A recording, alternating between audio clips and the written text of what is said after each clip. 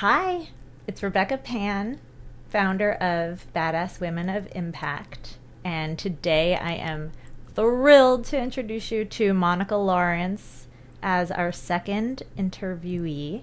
She is such a badass, and I am so excited to have you here. Thank you so much for having me. And we get to kick off the new year together. Yeah. So wonderful. Yeah, I loved what you said yesterday about being magnetic in 2025. Yeah, doesn't that feel scrumptious? It does. It does. I love that. And just letting things attract to you that are meant to. So Monica teaches entrepreneurs how to be lucky. And I am one of those lucky entrepreneurs. So I know this to be factual, even if it sounds impossible. She's a serial entrepreneur, a branding and strategy expert, the creator of Quantum Surfing, a founder coach, and the proprietor of Tavola Fiji, which I've also had the opportunity to be at, and it is magic. And presented at TEDx Toronto, explaining the science behind serendipity and why you need luck to succeed, which is one of the areas that she has done a lot of work around, including a whole curriculum that I've had the opportunity to be a student of, and it's been really transformational for me, which is part of why I'm excited to talk to you. Is there anything I'm missing? You have sufficiently covered a very eclectic background. Yeah, and you also have 3 marvelous children. Oh, thank you, Rebecca. That I've had the opportunity to meet and get to know a bit through your curriculum. How do we know each other? Oh, very special connection. Our now departed friend, Kaylin Kelly. She and I first met at a dinner hosted by a venture capitalist. And as soon as we sat down at that dinner, we were instantly connected, and we're just fast friends ever since. And of course, she was a part of your ventures here in San Francisco. And so it was through my relationship with Kaylin and her connection to you that you and I first met, and then we started collaborating even before Trellis was Trellis. Yeah. And I think that was 9 years ago. Oh my goodness. Hard to believe, really. Yeah, I think that was 2015. So maybe we've 10 lived a years lot ago. of life since then. I think it was a decade. I think this is our anniversary. Happy anniversary to us. Yeah. And Kaylin brought you to me here at this very property, upstairs, to help us find our story and our voice in a way that you are magnificent thank you. at. I love doing identity work. Really understanding the essence of what makes a person or a place fascinating, what makes it so intriguing, so engaging that you have to pay attention. I love kind of surfacing the essence of the people and then weaving the kind of special attributes and their energy into the positioning, the messaging, the branding, so that there's an actual connection with the clients and customers of the business. There's like a lot of psychology that happens in that process. And I also adore the arts and the psychology of color, which is why I just love your whole studio setup. And so kind of combining those elements, it's a lot of left brain, right brain, art and science to really bring something and make it feel alive. Yeah. And then you take it to the narrative and the storytelling and the words. You helped us tell our story. So we started off 10 years ago as Kovo. Yes. Which was a great brand until COVID. And you helped us identify that Kovo stood for collective voice, which was not what it had stood for. It didn't stand for anything. Yeah. But people would always ask, what does Kovo mean? And you helped us, I won't say retcon, but kind of retcon. That's not the right word, but you helped us unearth the true essence, like you're saying, and meaning of Kovo and what we were trying to bring to the world, because collective voice is exactly what our brand and company stands for that community and connection and providing a voice for people that have had their voices silenced or quieted in the past. So it was so perfect. And as soon as you said it, it was like, oh, that's not what it means, but that is what it means. This happens for entrepreneurs all the time, because you're on the leading edge. You're beyond the leading edge. You're creating something that's new, that has never been seen before. You're kind of anticipating what is next. And when it's almost like I adore fashion and style. So it's almost like being a part of the trend setting. And so often there's no language when you're in that position. You're inventing it.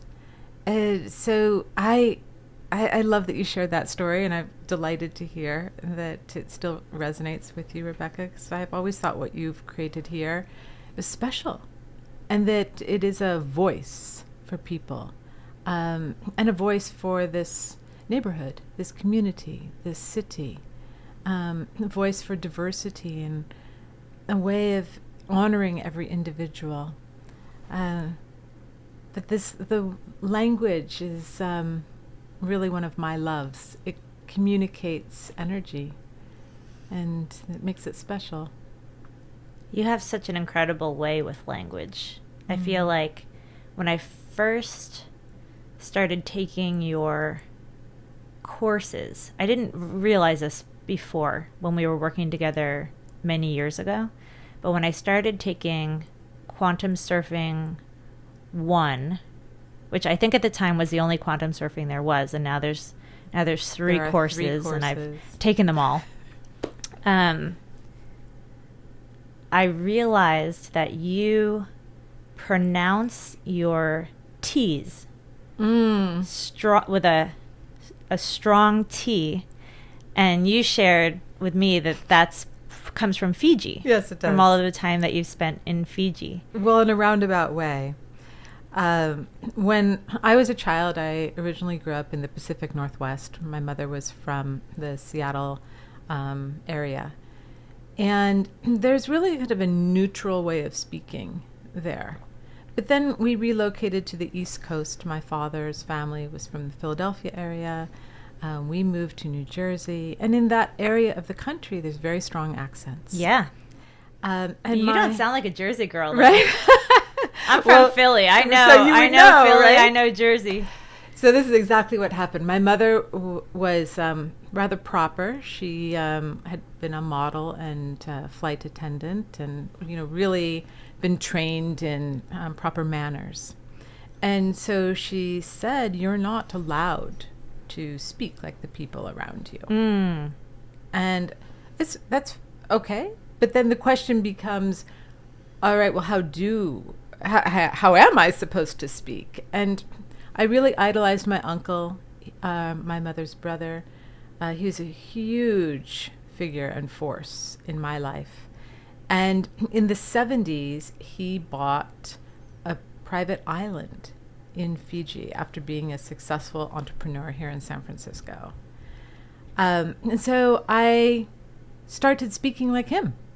And I didn't realize that the cadence of his speech and his phrasing, that it was from Fiji, because he had lived there for so many decades, really. And Fiji originally was a holding of Britain. So I just started speaking like my uncle when I had this mandate from my mother. And then now, of course, I have my own resort in Fiji. So I started spending more time there about 10 years ago. And finally, a very close friend of mine who is Fijian, Nisi, she said, "Monica, how is it that you have a Fijian accent?" And until that moment, I really didn't know that that's what I had cultivated. In this situation of being told to speak differently. Cultivated. Mm. That is so interesting. Yeah. I didn't realize that we had an East Coast overlap. I was also given a mandate. Oh, were you? Yeah. There was a very cool girl in middle school named Brooke Richmond. Oh, that's a cool name, too. Yeah. Yeah. She was very beautiful and very popular, and she had a very heavy Philly accent. Okay. And I thought it was so cool. And so I started mimicking it, and I have an ear for language and accent. Not a very good ear, but enough of an ear that my mother, who is from Connecticut and was also not allowed to have an accent, told me, you cannot speak that way. But they didn't tell me how to speak, except that I should have no accent. There should be no identifying it's very confusing characteristic to be told you can't speak a certain way. Yeah. Because then the question becomes, how do you speak? I just learned to not, when I was told that word, like in Philadelphia, you say home. You don't say home. Yeah. And I had to like train myself out of it. And for a while I could only say it loudly. I could only say to train yourself out of it. Home. Imagine actors have to deal with this all the time to master a certain dialect for a role that they're playing. Yeah. Yeah. My father is originally from Philadelphia. He still says water for water. Yeah, water's a big one. Water. And it's so charming. People's voices, they're so unique. It's almost like listening to their lilting melody when you hear someone's voice. In fact, my daughter's a singer-songwriter, you know Vivian. And we had a voicemail recording from her great-grandmother, which was very touching. And Vivian lifted that recording and incorporated it into one of her pieces of music. Oh, I love that. Yeah, it's the way people speak. It reminds us of them, but it touches us. It's deeper than just reminding us. Yeah. It's like there's a resonance to voices, the cadence, the language, the intonations. Yeah. Yeah, I feel that way. Our mutual, Kaylin, who introduced us, I think of her as kind of my little angel on my shoulder when I want to be brash and bold, and because she was so fierce. Oh, she's completely fierce and so inspiring.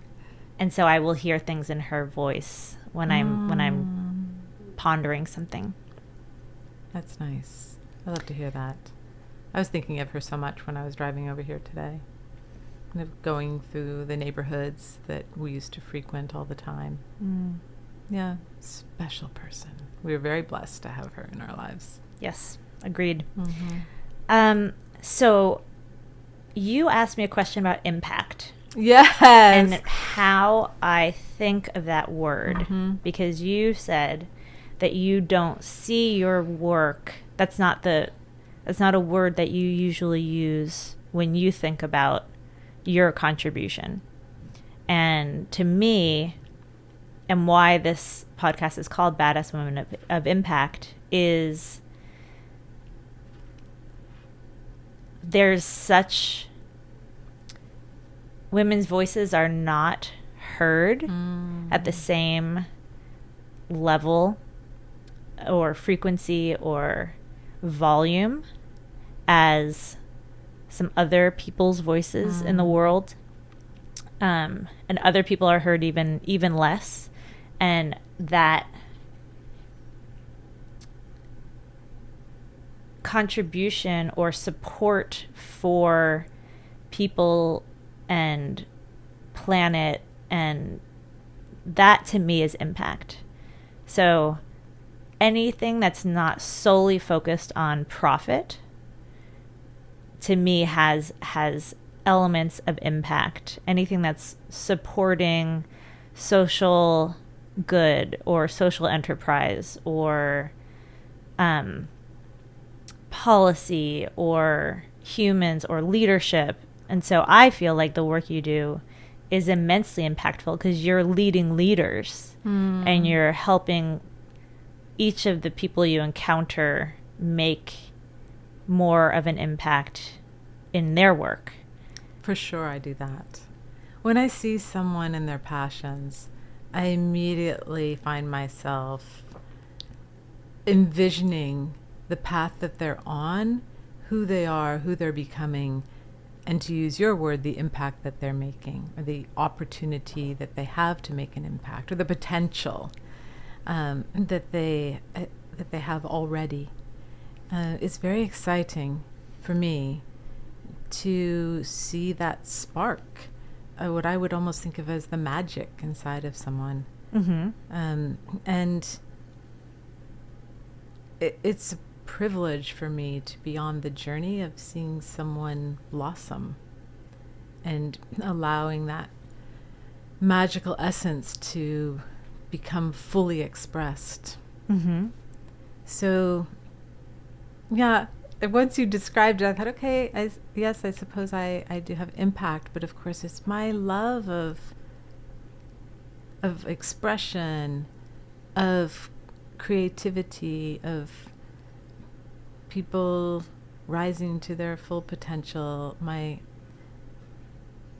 conviction that we live in a place which is so beautiful we can barely comprehend how gorgeous it really is, and that we get to be a part of that. And that just makes me so excited. And so that's what is behind, so which is behind so much of what drives my initiatives. And I'm delighted that they're impactful.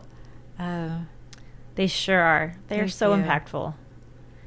When you first started telling me about quantum surfing, you asked me if I feel like my accomplishments have been reached through paddling or through surfing.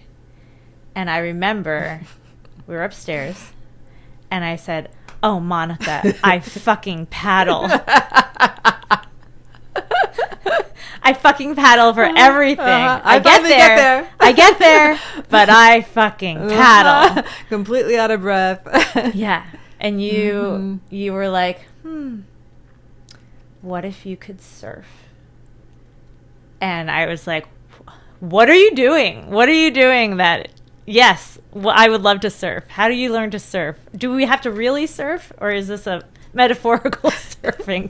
Because real surfing is terrifying to me. But the transformative shifting how your perspective is, and your mindset and your focus, and that I was spellbound, and so I was like, I want to do whatever it is you're doing. And we've had a lot of fun together ever since. We don't often think about it. We don't often question the true nature of our reality. We kind of accept it as given.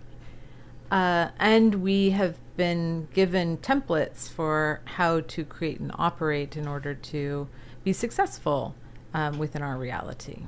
But the truth is that our reality is much more than what we understand it to be. It is a quantum reality. And the basics of quantum is that everything is waves. And we do spend our time paddling.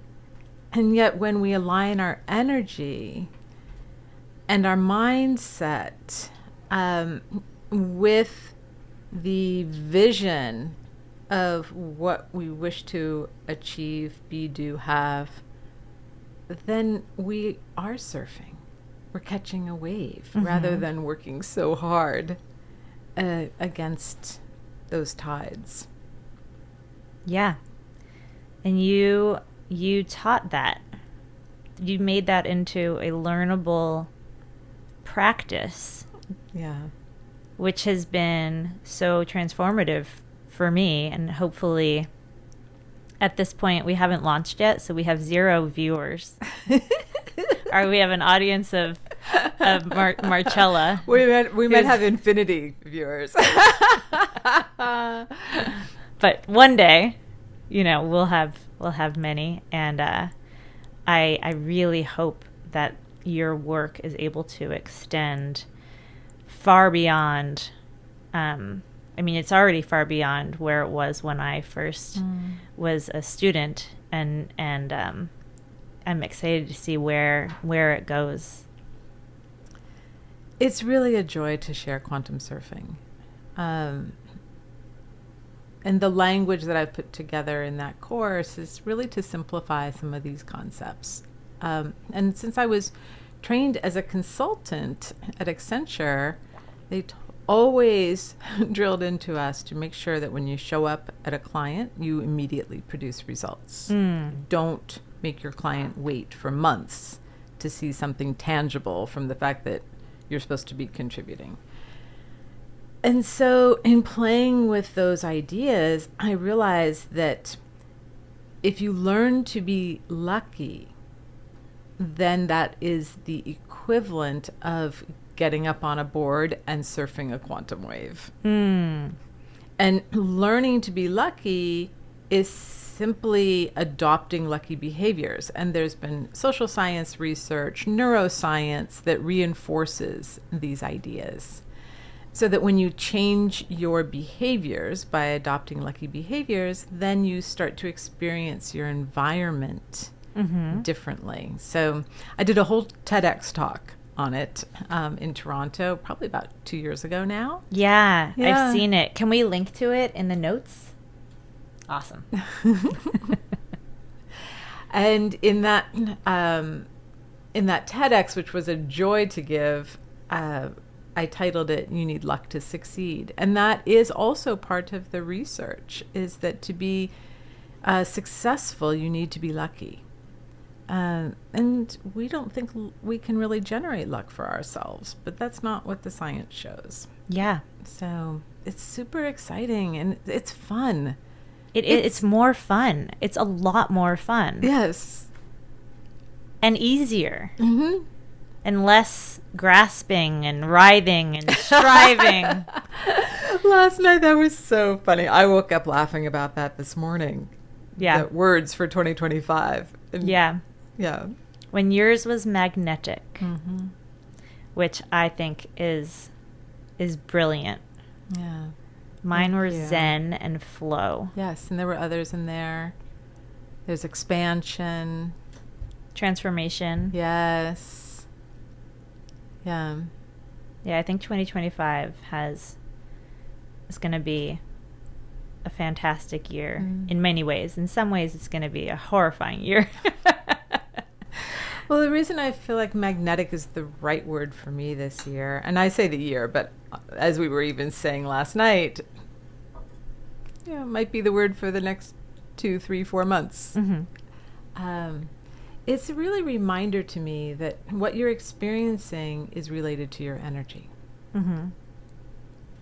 And so for me, having the word magnetic front and center is just this subtle reminder that, Monica, you first show up with the right energy. So, and you have to get there yourself. And then things start to unfold in alignment with the energy that you're offering. Yeah. And we forget that. So, just because we've been raised in these environments and these cultures where you do all these things to make something happen. You can do it that way, and sometimes it's fun to do it that way. But I do love to surf on occasion rather than paddle. Yeah, I feel like I now surf often. And then I'll fall off the board. Exactly. So do you have a defining moment or story, or how you got into this sort of impact work that you've done in many different ways, but all with a similar through line? In so many ways, these parts of ourselves are there from the very beginning.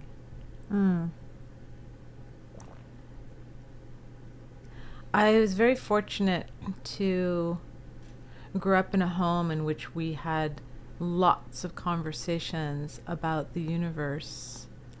Interesting. These would be dinner conversations. I remember when Stephen Hawking's book came out, A Brief History of Time, I was so excited to buy it and gift it to my father. So we would have these kind of like mind-bending conversations. But I also grew up in a Catholic family. And what I really appreciate about Catholicism as a religion is that there's a very strong female figure in Catholicism. And so that was formative for me. And there's a real mysticism, a sense that there's a world beyond what we understand. So it was really these confluence of influences that from a very early age made me know that there's a world beyond what we understand, and that we are capable of getting closer to understanding it. And that we don't have to accept things that clearly don't make sense to us, that we can trust ourselves to say, you know what, I don't think we fully understand how that all works quite yet. And so go off on a journey of exploration. You know, when it comes to the universe and energy and how our reality works, we know like just an infinitesimal amount. So to be fueled by a curiosity, to want to know more, it's always been something that's been with me. And I think as a result, I'm extraordinarily open. Like someone will sit down and tell me they've had an experience, and I'm like, oh, amazing, tell me more. Tell me more. Whereas that same person may not even open their mouth with someone else. Or if they did, they might get, that's not possible. Yeah. So I like to really listen to what people are sharing. I learn so much when people authentically and openly share their true experiences. Yeah. I really appreciate that openness and lack of judgment about what people are saying, or if their experience is different than yours, or you're here for it. Yeah. And yeah, it does make people really want, and you listen. You're an active listener. Yeah, I find it fascinating. Yeah, so people open up to you in amazing ways. I feel very fortunate. I'm not going to be able to live every single life that there is to live, but I can have engaging conversations with people living their lives and really understand how they're experiencing that. Like we had a really quick conversation last night over dinner. I was so fascinated by anyone who could ever see an aura. Yeah. And so I just went around the table. Have you ever seen it? Like, oh my gosh, you have? Like, what is that like? Rather than just say, yeah, that's not possible. Yeah. Yeah. Yeah, I love that. Something that you taught me in the first course of quantum surfing was how to find your intuition and how to find your kind of core knowing, and that is part of, it's a lucky behavior. That's right. And lucky that was people one, trust themselves. And I did not have that trust. I didn't have access to my core or my instincts or my intuition.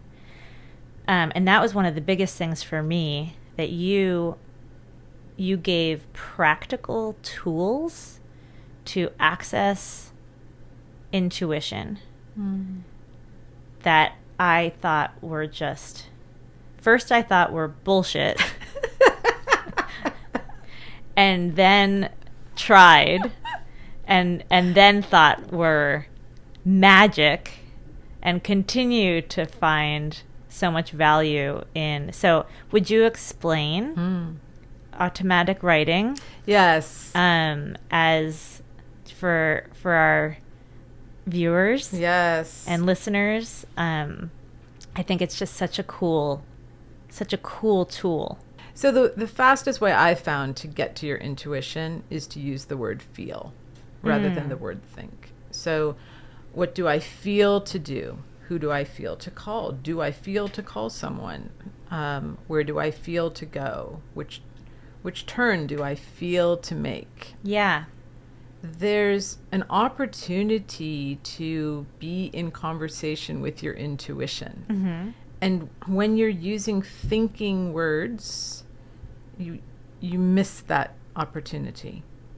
But if you just substitute the word feel, then all of a sudden something else happens. And this was actually taught to me by a coach probably 15 years ago now. We were working together, and after our first session, he said, Monica, when do you feel to meet next? And because English was not his first language, I thought, oh, he just is using the wrong verb. So I did what all of us high-achieving, highly scheduled people do, which I'm no longer exactly that person. But I opened my calendar and I looked at all the different blocks of time, and I had no place to put in the next meeting with him. And then I thought, but I want to keep a pace on this. So I finally found a slot and I proposed that time. And he says, is that when you feel to meet next?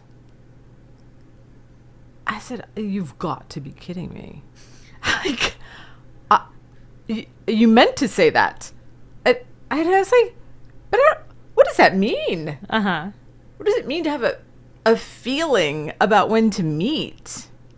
And he says, Monica, just try. I sat there, Rebecca, trying to have a feeling about when to meet. And I finally had this like little glimmer of a feeling. And I said, okay, well, I feel to meet a week later than what I proposed. He said, terrific, we'll meet then. I said, I just want to be perfectly clear. I don't want to meet a week later.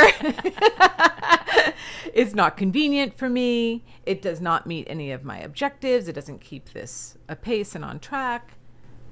But if you're asking me, when do I feel to meet next? That's so cool. That would be my answer. And, the first date and time came and went. It was not the right time to meet. And then when the appointed time arrived, it was the perfect time to meet. And so I started playing with this. When do I feel to go someplace? And I started arriving everywhere precisely on time. It is uncanny. So I realized that this is an extraordinary, powerful question. And it's right there. And you can play with this in ways that are completely inconsequential. Like, really? Like, does it matter what time you're leaving to make that road trip? No. But it's so interesting that when you start to play with this, when do I feel? What do I feel? Who do I feel to speak with? There's responses there. Different answers. Yeah. So this is, for me, this is the first step in saying, oh, hello, intuition. Oh, okay, God. I didn't even realize you were hanging out there. I didn't know that, this conversation was available to me. So for me, that's kind of the starting point. And some people say, they have gut feelings. Some sometimes a gut feeling can be intuition, but so often a gut feeling is pattern matching based on experience, or it is a fear response. And intuition is a bit more subtle. Mm-hmm. So I really like to start with this question of, what do I feel? Yeah. I think I was just listening to another podcast of Diary of a CEO, Stephen Bartlett. He is my favorite podcaster. Well, I'm sure you will be once this launches.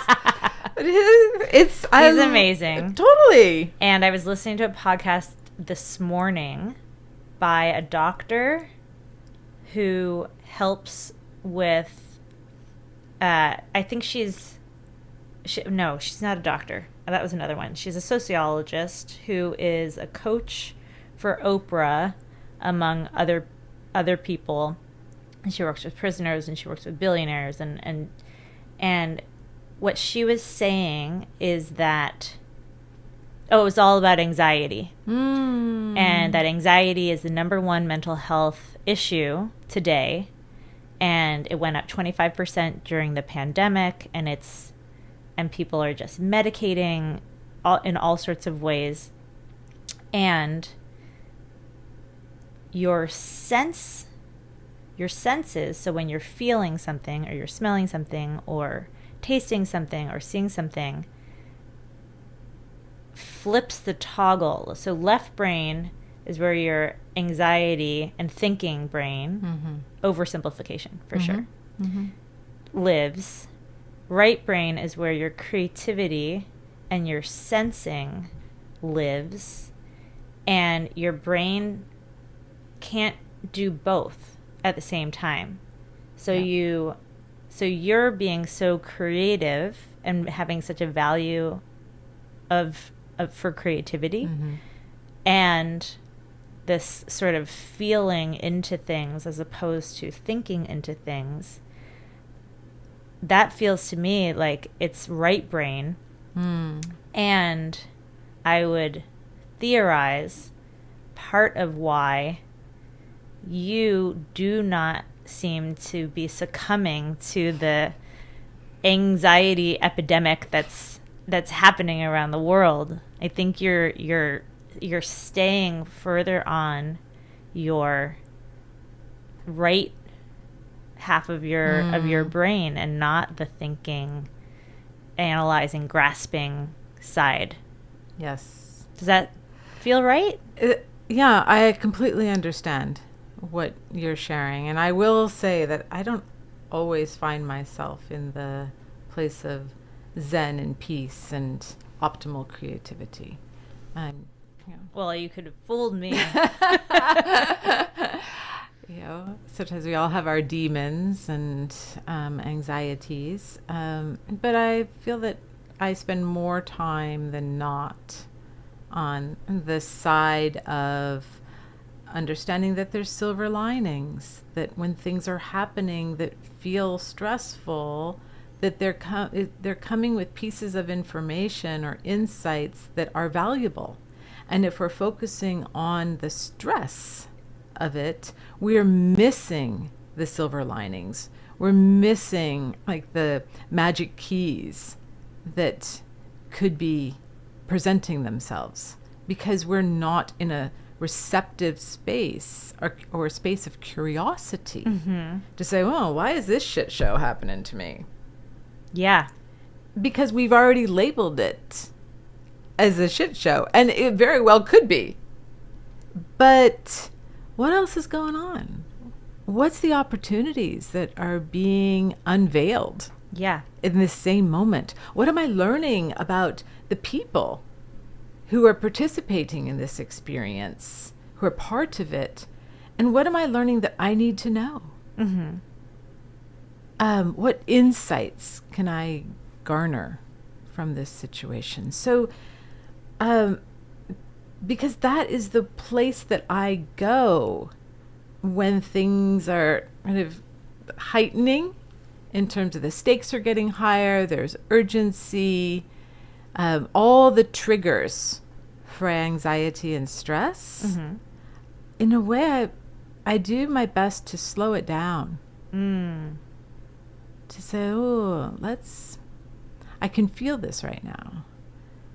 if I stay in this energy and if I stay in this feeling, I won't be able to see the silver linings. And yet, at the same time, it's so important to authentically experience what's being presented to you. We're not talking about just bypassing. You're not in touch with your most powerful energy if you're not authentically experiencing what is being presented. So it's this kind of alchemy. It's the both at once. It's this and that. Yeah. Well, that curiosity, our amygdala is just a scared animal, and it's not curious. And we have, through curiosity, if we can cultivate curiosity, which is one of your teachings. Yes, lucky behavior number 1. We can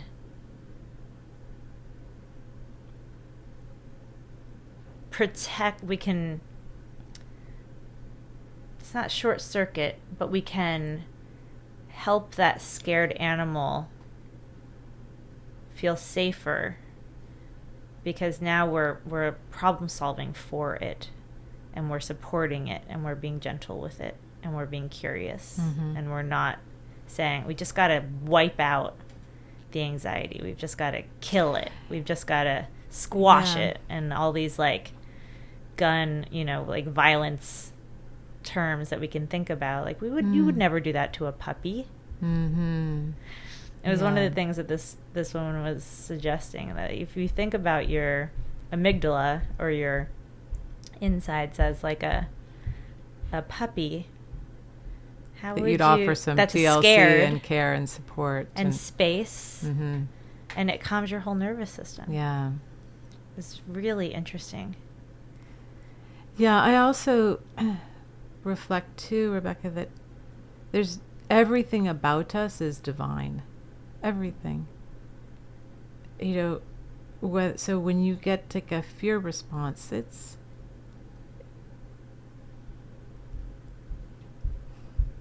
special. It's not to be trampled. It's to be honored, recognized, seen. Rather than so often what we do in life is just push things aside that are uncomfortable. We drive over. And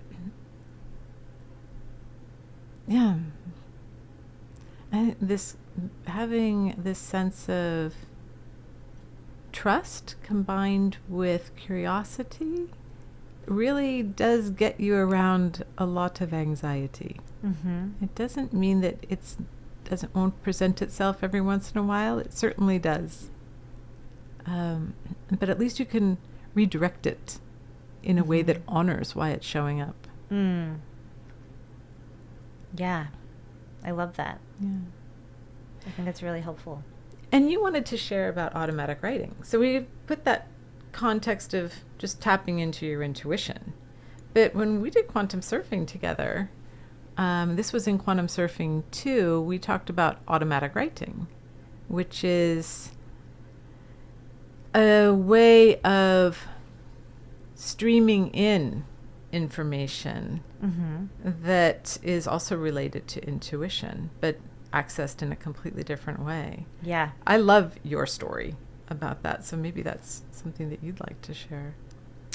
I can share. Yeah, so Monica suggested that we try this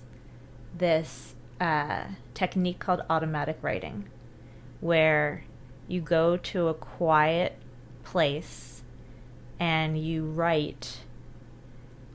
I type, but you can handwrite. She says it works better if you handwrite, but I can't handwrite fast enough to keep up with my thoughts. And you just write, and it doesn't matter what you write, and you can write, I don't know what to write. Monica told me to write, and so I'm just writing, and here's some words, and here's some more words, and I don't know. But the first thing you do before you start writing nonsense is you write a question that you're struggling with. And I was struggling with how to manage a consulting project that I was working on, which I think a lot of people can relate to. And I couldn't figure it out. And I put that at the top. What do I do about this consulting project? How do I solve it? And then I'm writing. Monica told me to write. She says it's just going to happen, and your mind is going to settle into a lower place, and you're going to get to your intuition, and where is it? And I don't know. And you just write until it can be like a few sentences or a few paragraphs, and it's shorter after you've done it a lot of times. But at some point, you drop into this space and you start writing.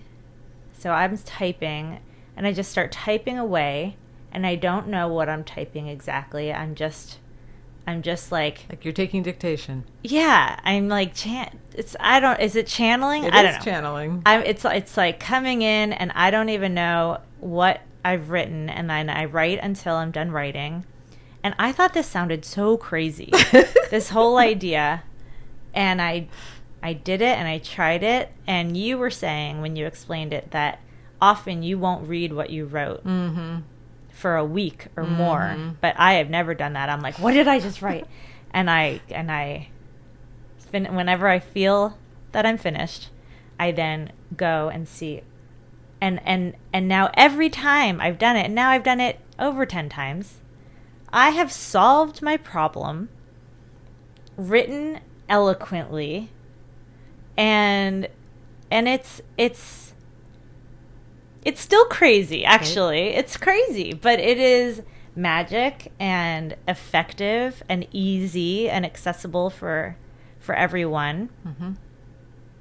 Yes, I remember when you came back from that first experience, and that's why I wanted you to share it. Because you really had a vexing problem. And so you didn't start with something small. You started with something that was kind of life-shaping, life-defining, where the pieces of the puzzle were not fitting. And you're kind of throwing up your hands going, I don't know if I'm going to find my way through this. But then you wrote down your question about how to structure this consulting project. And you came back and you said, it's just completely flowed. Okay, to structure that project, do this, do this, do this. And then when you went back and read it, I would never have imagined to think of it this way, to put the pieces together this way. It was truly a revelation. And I remember you showing up in our conversation that day and then saying, okay, I'm off now to make this happen. This feels this feels exactly right. And that's exactly what you did. Yeah. It's fascinating that we do have access to insights, more information, paths that are right for us, simply by asking. And the automatic writing is such a joy. I use it frequently myself. For me, the shift, when you talked about, you just kind of dropped in, the way that I see that shift in how the writing is coming out is that the pronouns shift. So suddenly I'm getting, Monica, when you go to blah, blah, blah, make sure you, but I didn't start by referring to myself in the third person, but when the shift happens, suddenly the language changes as if there is guidance being shared with me, as if someone's there speaking. And they know your heart. And they're honoring it. And that's what's fascinating. I love that you're even bringing that up, because they know right? Some version of you. They know your heart.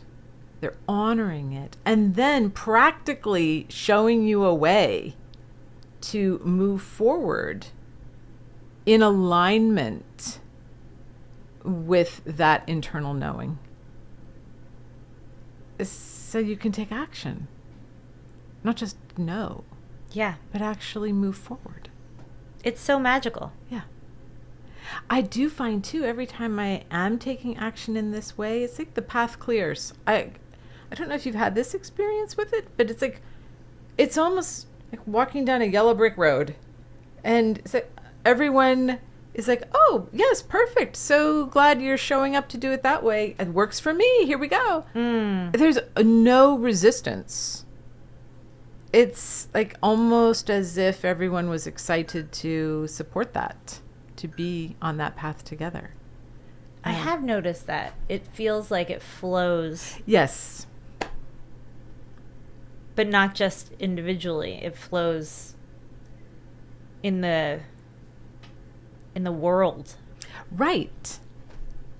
The people are understanding of the direction you're taking, of the decisions that you're making, even if they're like very pointed, radical choices. It's like, oh, yes, of course, that makes sense. Is that where, this is a question that I've wondered about, is that where quantum surfing came from?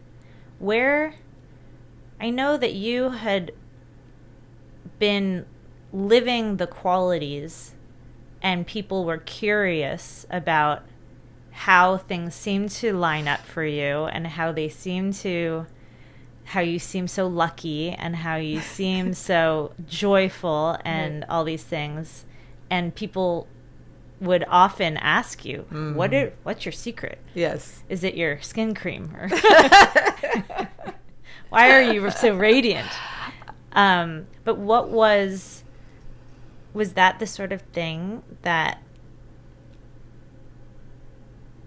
you found or you discovered or you unearthed or you allowed quantum surfing in and cultivating a generation of quantum shapers? Or how did quantum surfing start? It is really this progression over a lifetime. I was already primed for an appreciation for the world being something more than what we typically see. And because I was having conversations with people and they were sharing, kind of otherworldly, inexplicable experiences with me, I was like, these people aren't crazy. There's something that they're experiencing that we don't have a full explanation. And then as I continued down this path, I had myself a whole series of what we might call now awakening experiences, right? Almost comical in nature, very intense over the course of a full week. Each experience completely unrelated to the next. And after that, I was like, there is no going back. There's no denying that we live in a world that we don't fully understand. And my theory on this is that the more you can understand the world you live in, the more you can optimize how you show up in that world to navigate it. Like, imagine if you went to Mars. You can't exist on Mars the way you would exist here on Earth. You'd have to become curious about it. You'd be like, well, how does that work? Oh my gosh, I could do that instead. So you become like a child of that universe. So if you adopt that perspective, even here, then you start to see that there is more opportunity to optimize your experience of the beauty of where we are. So I had all of these kind of unfoldings, mini revelations, and I decided to start to incorporate these ideas into my work. And I felt guided to buy a boutique resort in Fiji. And that was really the point at which I made that leap, where I decided that that was 7 years ago, 6 years ago? Yes, it was 7 years ago that I started looking for property, and 6 years ago now that I bought the resort. And it unfolded, and I purposefully put myself on a path of putting all of these energy-driven principles into practice. Mm. And it did become quite magical. People would come to the villa to help out in the early days. I remember some of like my children's friends finally saying after being there for a week, okay, we're watching you. You're not working in the typical way that people work. You're not on the phone, making appointments, making things happen. But every time we go into town, the exact person you need to talk to happens to just walk out of the grocery store. Right? And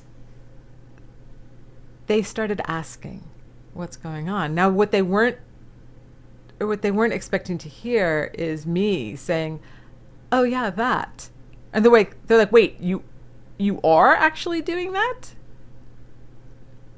And I think Fiji is a vortex. Fiji has, and you've been there, Fiji has very unique energy. There's a purity there. I had a guest recently who's like, she goes, it's almost disorienting. The manifestation here is instant. And so kind of inexplicably, I chose to be in Fiji while I was experimenting with these ideas related to a new venture. And so my learning was getting accelerated. Yeah. It is such a fascinating time, the early days of creating the resort. So many challenges, like huge number of challenges. But being in the flow, feeling the energies and navigating accordingly was just joyful. There was one, to give a concrete example, right? One afternoon, I had been working in my office and everyone else was up in the lounge. And all of a sudden, I got this ping. It's time to go get your driver's license. Now, getting my driver's license had been on the to-do list for a while, but I didn't feel to go get the driver's license. And so I got this ping that day. I was like, oh, okay, well, great. I'm going to go get the driver's license. So I walked through the lounge because I wasn't the only one who needed a driver's license. And I said, hey, I'm going to go down to the agency in town to get my driver's license. Anyone want to go? No, we're fine. We'll take care of it later. I'm like, okay, well, I'm going. So I drive in to town. I walk into the agency. They're like, oh, wonderful. Do you have your current license from the U.S.? So I give them my U.S. license. They fill out the form, and they hand me back a Fiji license. I pay my fees, and I'm out. Now, what I learned later is that's not how it was supposed to happen. There's a whole process to get a license in Fiji. You get driver training, right? You go through all of this, and I somehow skipped the line, which is one of my favorite books by James Altucher, by the way, who has these great life hacks, especially for entrepreneurs. And so by listening to my intuition, and I had cultivated it for a long time by then, so it was this kind of loud ping, like an alarm went off. Yeah. That's how I got my license that day. Now, it was so funny. I was just having dinner with my friends Matthew and Sarah.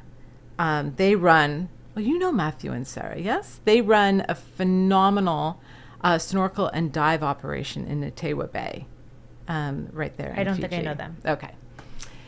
So we went snorkeling with Jack. Okay, perfect. All right. So anyway, we're having dinner, and Sarah is saying that she got pulled over recently, and that they looked at her license, and they said, "Oh, you're not allowed to be driving your car." And she says, "What do you mean? What do you mean?"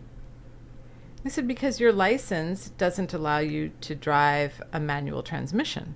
Which here in the U.S., there's no difference. Yeah. Right? But there in Fiji, there's a special provision that the driver training, if you take your test with a manual transmission car, then you have a license that says you are validated to drive a manual transmission. Oh my goodness, how interesting. So We probably should have that here. right? We don't have that option very often in our vehicles. So anyway, so Sarah's saying, she says, do you have that kind of restriction on your license? And I said, I don't know. She goes, get out your license. Let's take a look. And so I pull out my license, the one I got just by handing in my old one and getting the new one. And she's like, you have no restrictions at all on your license. I was like, oh, interesting. She goes, what about your U.S. license? Does your U.S. license have any restrictions? I'm like, I have no idea. So she said, pull out that U.S. license. So I pull out my domestic license here, and she starts laughing. She's like, not only do you not have any restrictions, but you are licensed to drive a fire truck. I know. I started laughing. I'm like, okay, bucket list, hello. I can't believe I have a license to drive a fire truck and I've not been driving one. It's just so funny. You need to know how to use a double clutch for a fire truck. Well, I would have to master that. It's just But apparently hysterical. the U.S. thinks you already know how to do it. Evidently. Amazing. Yeah, evidently. So it can be very practical, is my point. And hopefully by sharing this story, not only practical, but also charming. You know, it's a fun story to share. It makes me giggle every single time. And still no one else in my family has a driver's license in Fiji.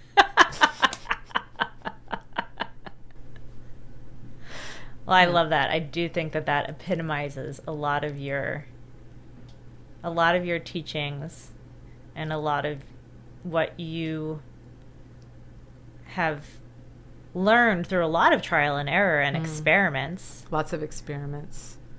To bring to the world. And it's part of why you get back these divine, magical, crazy pieces of opportunity or information or luck. Yeah, it's like being a part of something that's unfolding around you in a way that's entertaining. It feels like it has like a bit of sparkle. Yeah.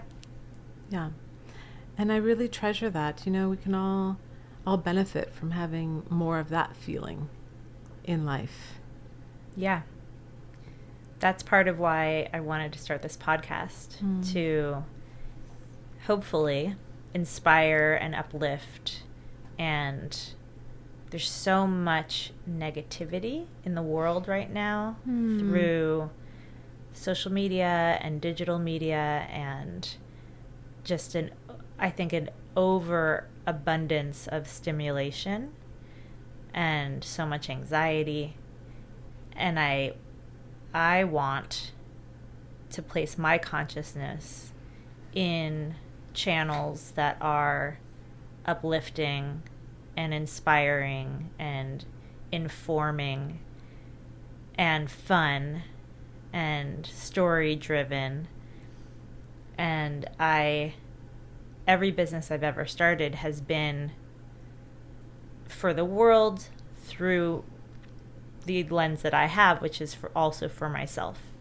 So I've been trying to solve a problem that I have, and in doing so, knowing that I'm not the only one. But if I can solve it really well for myself, then I can solve it for a bunch of people. And that's how I got into co-working. Yeah. That's why we have a bar upstairs and a coffee shop. And that's why we have an event space. That's now why we have a podcasting studio, because these are things that are important to me, and I believe end up expanding beyond just myself. And I suppose that's what really impact is that when you're living in alignment with your curiosity, your passion, your drive to make something become real, like this podcast studio, then that not only is it impactful, but it in every moment that is your legacy. Yeah, I think so. It's the way you make a difference for the people, for yourself and the people around you. How would you advise someone who maybe works for a job that's not satisfying to them or fulfilling, or is just getting into the workforce from school, or is ready for a new path, and wants to make an impact? Mm-hmm. What advice do you have for them how do they get started? So many thoughts. Start knowing your intuition. Start developing that relationship with your own internal knowing. Launch small experiments in ways that are completely inconsequential, that really don't matter, so that you start to hear and understand that inner voice. Don't wait until you're at a serious crossroads and now you want to hear the voice that you don't know what it sounds like. It's harder then. So just play with it. You know, when you're in a job that you don't like, there's always things that you can take away that are valuable, that you kind of pack in your backpack, that you're taking with you on the journey. So you might duck out of that job pretty quickly. But what are the gems or nuggets that are there that you can uniquely learn in that environment? Do you have a tough personality? Can you get better at navigating, interacting with that tough personality? Can you feel yourself rise more into a place of confidence and compassionate leadership, where you're setting boundaries in a way that also allows you to rise? Like, that is a real subtle skill. Yeah. And you don't always get a place to practice that. But if you have to interact with someone who is bringing a lot of challenging energy, then you can start to play with leveling up in that way. So every environment can have its silver linings. At the same time, if you are in a position that is not aligned with your passion, that is not peppered with mentors from whom you can learn, make a plan to move on. You can learn quite a bit from negative or challenging environments, but learn it and go. And know too that what you experience in your environment is a reflection of the energy that you're offering. So if you don't like what's happening, then also look inside and say, whoa, how is this mirroring some beliefs that I have? How is what I'm observing and experiencing mirroring the energy that I'm offering? And is there an invitation here to start to shift that for myself, to adopt to get out of that pattern, to adopt a new way of being? So, I don't know, those are just some things. Yeah. Those are great. That come to mind. Great. I love it. I love it. It's such a joy to be with you. Thank you so much. This and is to launch your amazing. podcast. Fantastic. Yeah, we'll launch soon. Yeah. And so I do a wrap up. Okay. So that was episode number 2 of Badass Women of Impact. This is Monica Laurence, my fabulous guest. I am your host, Rebecca Pan. We are filming at Trellis, and my producer is Marcela Avramescu, who is fantastic. Thank you for watching and listening.